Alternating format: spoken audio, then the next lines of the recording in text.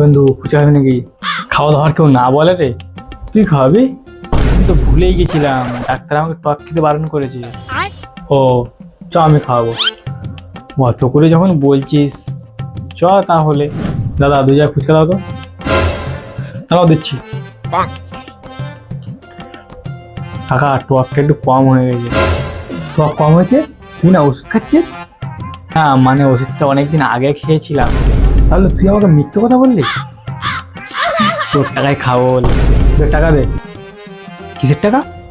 এই যে ফুচকা খেলি তার টাকাটা কে দেবে? তোরা মারামারি করা যা কর, তুই 20-40 টাকায় ঝপঝপ দে। কত টাকা আছে তোমাকে কি জিজ্ঞাসা করা হয়েছে? না। তাহলে কত টাকা হয়েছে বলো? দুজনার 40 টাকা হয়েছে। অত টাকা আমার কাছে নেই। নেই মানে? নেই মানে নেই।